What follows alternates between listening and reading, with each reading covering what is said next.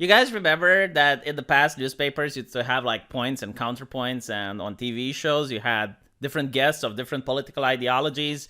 There used to be two sides of every issue. Now there isn't. Now there is the truth and misinformation. But let's look at one of these interesting things where you have a review of the nation Nigeria. One of them is written by Zach Spence, the University of Vermont. Let's call him the official critic. Nigeria may be a developing nation, but it is rich in culture. Ever since taking West African history, I've been fascinated by the rich cultural tapestry that is Nigeria. Professor Olson really opened my eyes to Nigerian accomplishments in art, music, and literature. What an incredibly cool place. It's sad how the media always dwell on the negative aspects of African society. Granted, Nigeria faces some economic challenges, the result of centuries of colonial exploitation. But I am sure that Nigerians don't concern themselves with thoughts of shallow materialism when they are surrounded every day by such stirring, dynamic expressions of the human spirit. Nigerians don't need money for stereos or CDs. They make their own music, along with a huge variety of drums. Traditional instruments include many kinds of flutes, xylophones, and wooden clappers.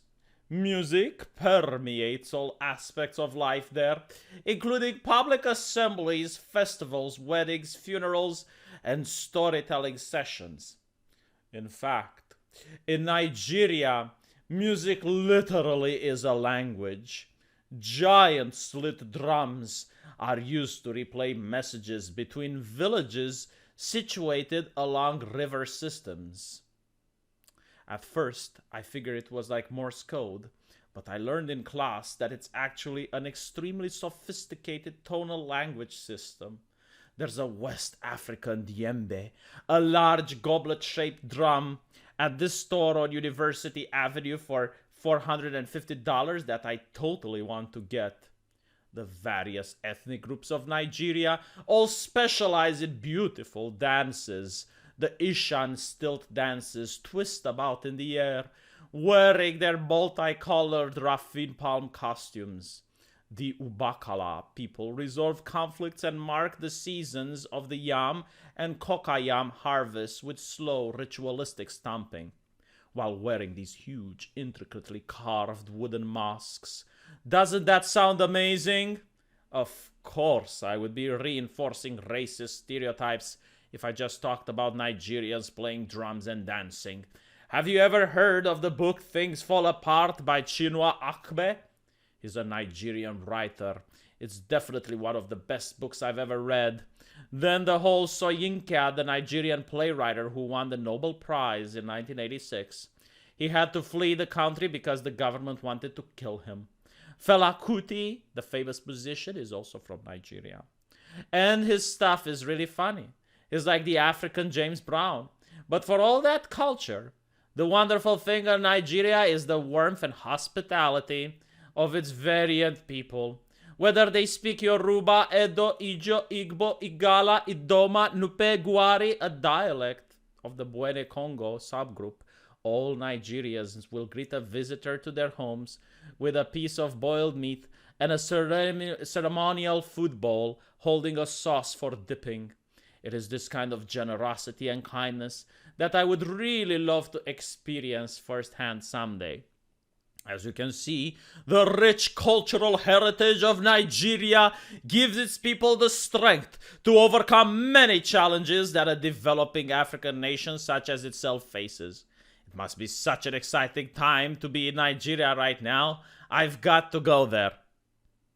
So this is the official critic, and you can notice that he is focusing on the positive aspects of Nigeria. He himself doesn't have to live in Nigeria or ever visit there. He just learned it from his university. He is very concerned about being politically correct, focusing on more unknown aspects than that of music. So this is the official critic. Let's see how the official reviewer, the person who didn't go to the university, would write about Nigeria. Get me out of this godforsaken hellhole! Ever since my parents and 3 brothers died in the gasoline explosion last month, my mind has been dead to the world. Please, God, let me leave this place. I have no hope for my country. I see it in the glassy-eyed stares of the people on the street. We have nothing. We have been ruled by fat generals who promise elections but steal all the money from the people. The oil money, billions and billions of dollars, it disappears. Millions of us live here in the Lagos slums with no electricity or sewage system. I don't want to smell like the garbage rotting in the streets anymore.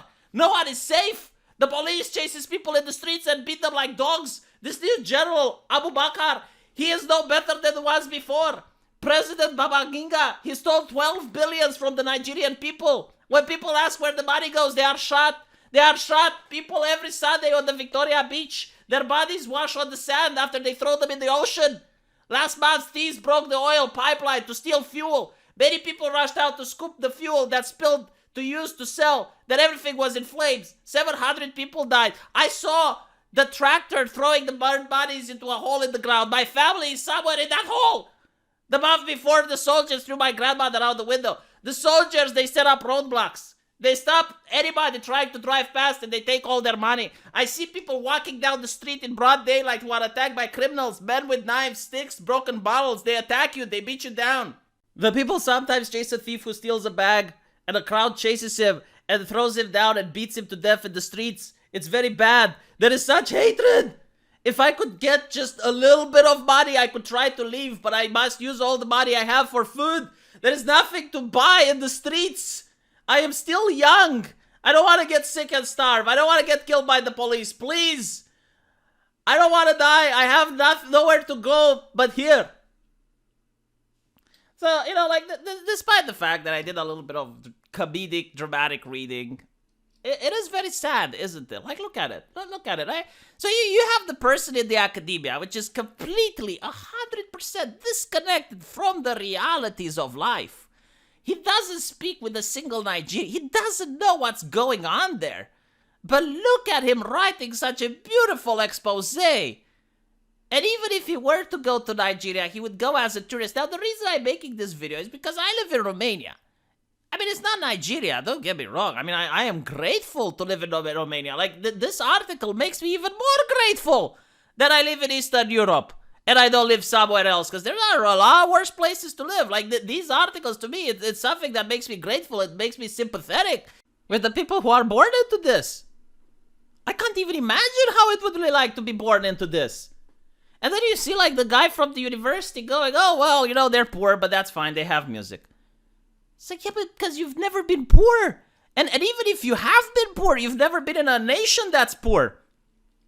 You've never been in a nation that's covered by corruption. You've never been in a nation where you don't have safety and security. You take your safety and security for granted because you're at the high place of a university.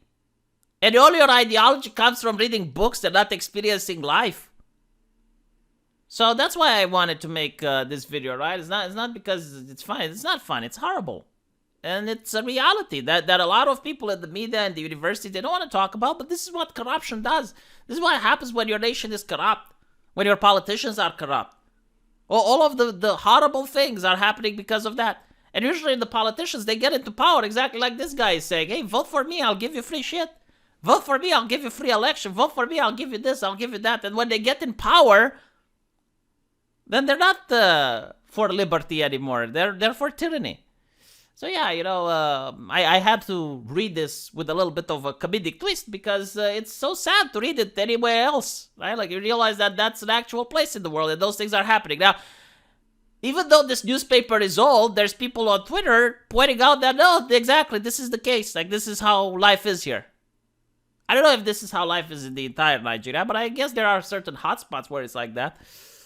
Let me know what you guys think. If you're from Nigeria, do let me know what you think. And this is very similar to how official critics versus like average people post on Rotten Tomatoes. It's like a little microcosmos of how things are.